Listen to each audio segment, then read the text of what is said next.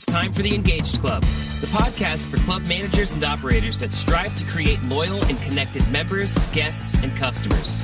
Here are the two guys with the club management and digital marketing advice you need to realize your club's potential. Jim Hope and Roger Kincaid. All right, welcome back to another podcast episode of the Engaged Club. We are giddy today. I'm giddy. I think my buddy Jim Hope is going to be giddy. There's so much to be excited about. I'm Roger Kincaid. I'm the marketing guy from Off Course Golf, and you can see our website at offcourse.golf. I'm Jim Hope, and I'm the GM of the Derrick Golf and Winter Club. We're very excited to announce that we are supported by CSCM. CSCM's CEO, Suzanne Godbey here, had a conversation with you and I about, the podcast that we're doing and the fact that there's an education component for club managers, and CSCM wanted to be a part of that. So they are supporting the podcast, and they're going to be uploading some of them up to the CSCM website. And so those managers on that site will be able to find it. And we'll be doing some podcasts in the future with probably Suzanne and maybe the Club Manager of the Year. And we may talk about the CCM program. So we'll be doing some CSCM podcasts as well. Very excited about that. Today, we're going to talk about something. We're actually going to go back in time. We're going to go back to episode number 15, Jim, where you asked, if you were to start your marketing from fresh, right? If you were trying to refresh your marketing strategy and plan at your club, where would you begin? And I want to elaborate on episode number 15 a little bit here and kind of really get down to the ground on it, down to take it to the street, if you will. So you good with that? Yeah, go for it. Okay, so if we were to walk into a club and do a full top to bottom marketing audit, one of the first things that we would look at is what channels is your club marketing on. So some examples of those channels might be, Facebook, an email newsletter, or, email marketing, Instagram. Are you using a mobile app? Do you have TV, radio, newspaper campaigns? Okay, those are the channels. And then we would look at the frequency that you're using each of those. How often are you running radio commercials? How often are you sending out an email newsletter? What's the cadence of that newsletter? How often are you posting on Facebook, right? So we'd get a really good concept of where you're putting your message out to and how often you're putting it out. And then we would look at the sort of engagement that you're getting in return. So on Facebook, that might look like engagements on posts. It might look like how many people, like and comment on your posts, how many people like and follow your Facebook page for your golf club. On email, it might look like open rate, more importantly, click-through rate, and how many people are sharing those emails that you send out. So we would look at all the engagement rates across all your channels. And then we'd take a step back and we'd say, okay, who are you trying to reach? Who is the ideal customer that you're targeting here? What is that person? What does he or she look like? How much money does he or she make? Do they have a family? Do they own their home or rent their home? We'd want to know all of this type of information about your target market so that we could then figure out if you're actually putting your messages in the right places to reach that person. So once we got this, kind of holistic picture in place about where you're doing your marketing and what you're trying to achieve with it, then we would be able to define success. We'd say, well, look, this is working because you're reaching the right kind of person here. You're just not doing it frequently enough, for example. Or this over here is spending a lot of time and a lot of money and you're reaching a lot of people, but they're not the kind of people that you think are ultimately going to convert to be your members and your customers. So we want to do a little bit less of that. And that's where we could figure out where we can double down, and also where we can sort of take our foot off the gas a little bit and not invest so much time and energy. So that's kind of where we would begin. Does that make sense? Yeah, it does. And what I like about it is that you're taking a strategic approach as opposed to a shotgun approach. The flavor of the month is Google ads. Oh, well, let's do some Google ads and see what happens. Oh, no, we got to go to Facebook is what we've got to do. And so instead of doing it that way, you're doing it very strategically and you're planning where you're going. You're measuring what the results are like. And then, as you say, you can double down and go harder at it if you're seeing success. Yeah, that's exactly right, Jim. And, you're right. We wouldn't go with like a flavor of the month approach. Hey, we heard this is a great trend. We read a marketing magazine. Let's try this out. But what we might do is say, look, if you're trying to reach these kind of people and you're using these types of strategies, here are some experiments that we could try, that we could run for 2 or 3 or 4 weeks at a time that might cost us $100 or $200. And we could get some really good feedback about whether or not this is a strategy or a tactic rather that might work as part of our strategy. And then we could go ahead and implement it. So if you weren't running Facebook ads, for example, to promote your membership offering, and you weren't promoting your membership offering in a particular way that's going to appeal to that target customer of yours, then we might run some experiments there. And if it didn't work on Facebook, we might try it on Instagram. We might try a different tactic using your email channel to get a membership campaign email shared, right? So let me just dial it back just a second here then. So now we've basically, as you said, Jim, we're taking an overarching strategic approach, right? We're looking at everything that we're doing. We're figuring out what goals we want to have. And then we would just basically start building one block at a time, right? So let's just say then that we think that email is a good place for us to be, and it is.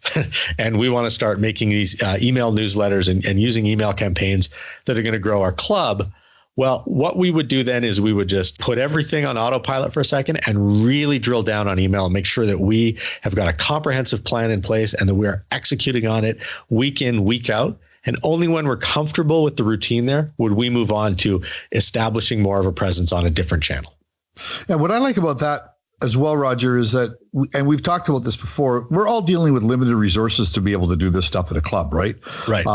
So as opposed to me being worried that I'm missing something, I know that I might get to that later. I'm not missing it. I'm just not doing it right now. I'm putting my attention onto this, say email marketing as an example. But I know that I'm going to shift over to something else possibly later. So that's comforting for me to know that, as opposed to, holy crap, what else should I be doing? Am I missing something? What else, is there something else that's out there that I should be looking at? Well, I know that.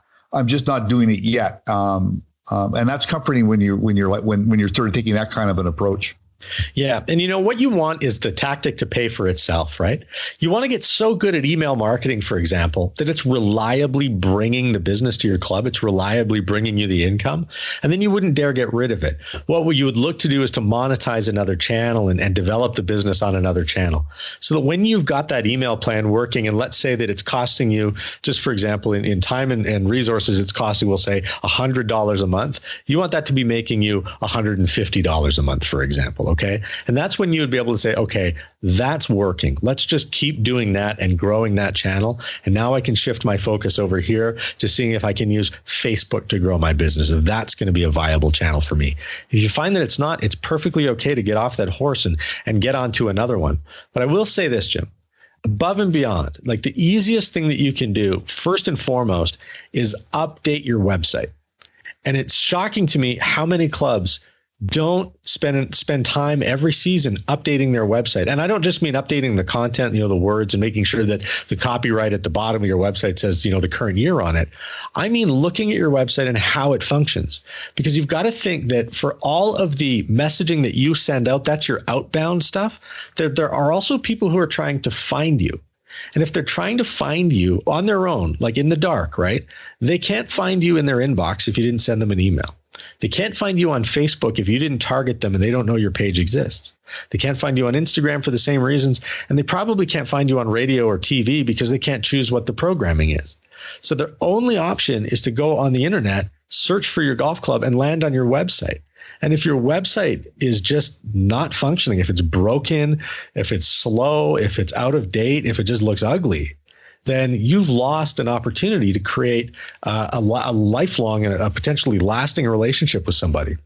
It's absurd to me now with how easy it is to get your website updated and how easy it is to fix these things, that people don't just automatically do a quick 1-2 day diagnosis at the start of every season and assessment and say, all right, let's get this stuff up to speed because we're coming into the busy season and when people land on our website, we need them to be impressed. So that's the first place that you can check really quickly and easily before you move on to looking at all the other channels. Well, and it still shocks me today. When I was in Victoria over the weekend, I was trying to call a club and I struggled on my mobile device, on my iPhone, to get a phone number in front of me.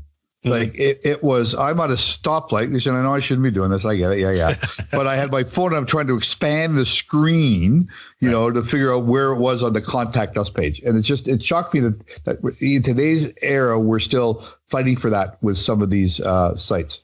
You brought up a good point, and I before we end this episode, I don't want to gloss over it, but when you talked about I'm trying to expand the screen, right? You're talking about that pinch and push gesture that makes the text larger. Okay, if you have a website that's trying to attract anybody under the age of 30, They don't do that anymore. Okay. So a responsive website will present text that's already legible, that they can already read without having to pinch and pull and expand the screen. If your website doesn't work that way on a phone, users under age 30 will call it broken. That's what the term broken means now. Broken no longer means like the tire is flat, there's a crack in the window. That's not what broken means anymore. Broken means doesn't work as expected to. The fast food hamburger takes more than 10 minutes. The restaurant's broken.